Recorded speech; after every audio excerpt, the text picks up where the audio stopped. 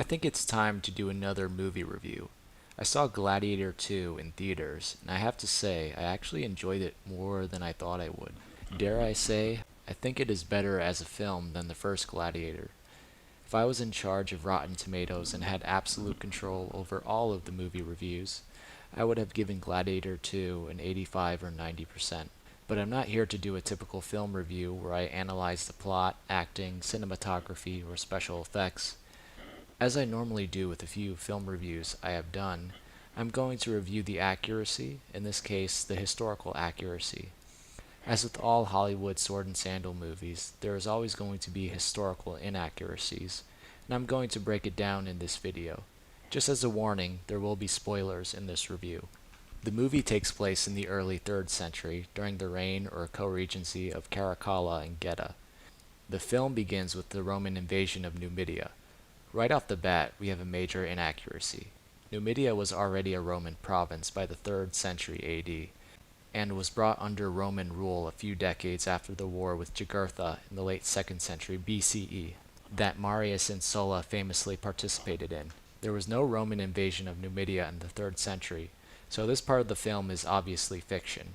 Aside from this battle being a few centuries late, the military uniforms of both the Numidians and Romans were accurate, and outside of the bizarre siege with triremes, which would not have happened historically, the tactics used by both armies were pretty historically accurate. When the Romans were approaching the walls of the Numidian city in their ships, with arrows raining down, they appeared to form a tortoise formation, which was an actual formation the Roman legions used. In this battle scene, the Numidians were portrayed with numerous archers in their ranks, which is based in historical reality as the Numidians were known for their skilled archers. One inaccuracy with regards to this battle scene was that Lucius or Hanno's wife was depicted as participating in the battle as one of the archers, when historically this would not have happened. Women in the ancient Mediterranean were not enlisted as soldiers in the army and did not participate in battles.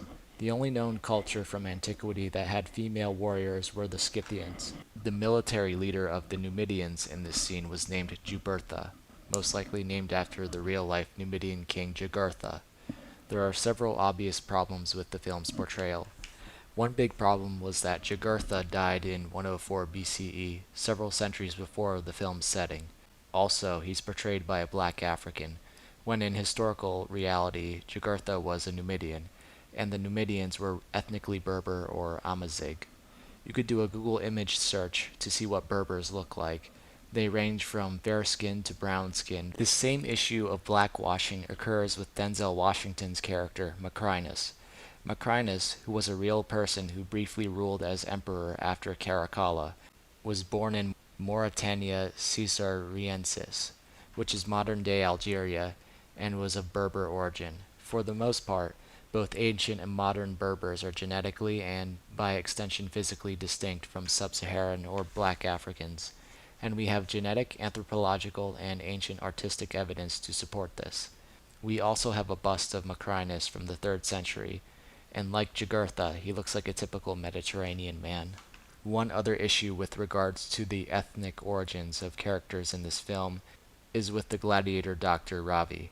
He is supposed to be a former gladiator from India, but the issue with this is that the Romans did not have slaves from India, nor did they capture prisoners of war from India.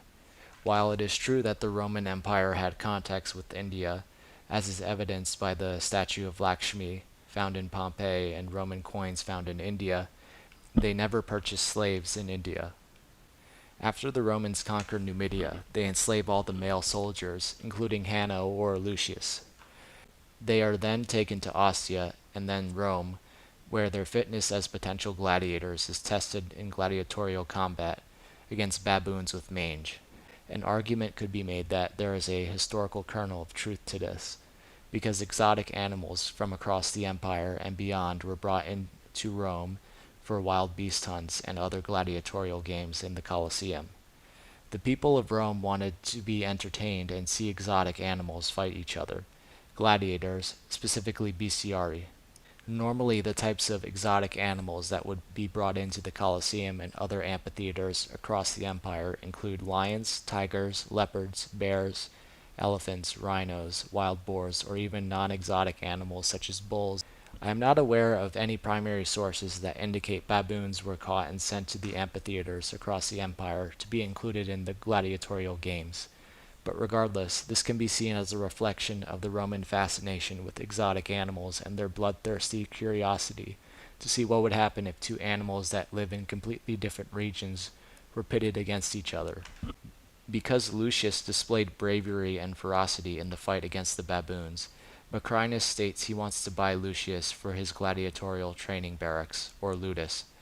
Now, during the era of the Roman Republic, many ludi, or gladiator schools, were privately owned by wealthy elites or members of the equestrian class. This changed, however, during the Principate era, during which all the gladiator schools, including the Ludus Magnus, were owned by the emperor, therefore state-owned. The reason for the change from private to state ownership of the ludi was because private ownership of the ludi allowed for potential uprisings or revolts by gladiators. With the emperor owning the gladiator schools, that would guarantee loyalty to the emperor. Macrinus privately owning a gladiator school in the 3rd century AD during the Principate is not historically accurate, not to mention that the historical Macrinus did not own a ludus.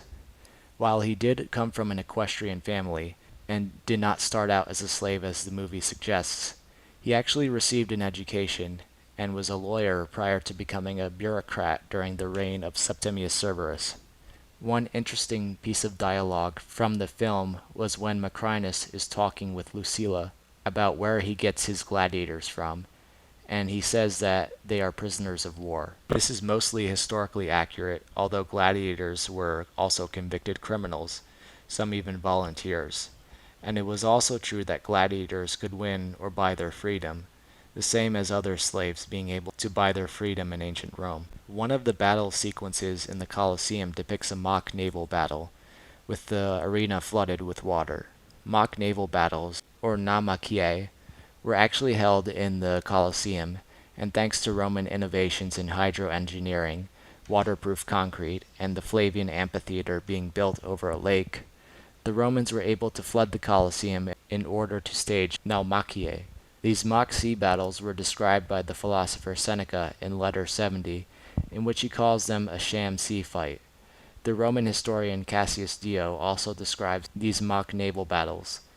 In fact, for the grand opening of the Colosseum in 80 AD, Titus staged 2 mock naval battles in the arena. The only historical inaccuracies in this scene were the sharks being included in the mock naval fight, and when the announcer states that the gladiators would be reenacting the Battle of Salamis between the Trojans and the Persians.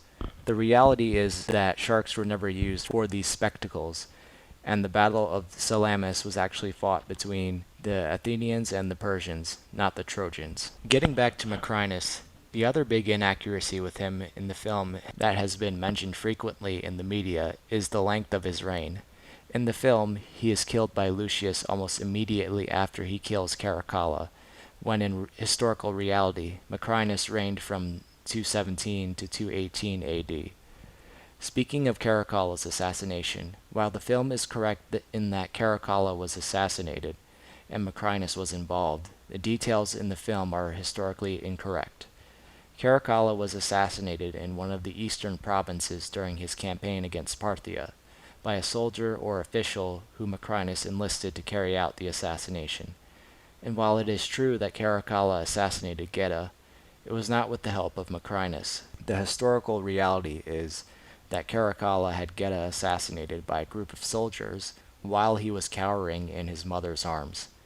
After Geta was killed, Caracalla then had his face removed from all art depicting the Severan family in an act of damnatio memoriae.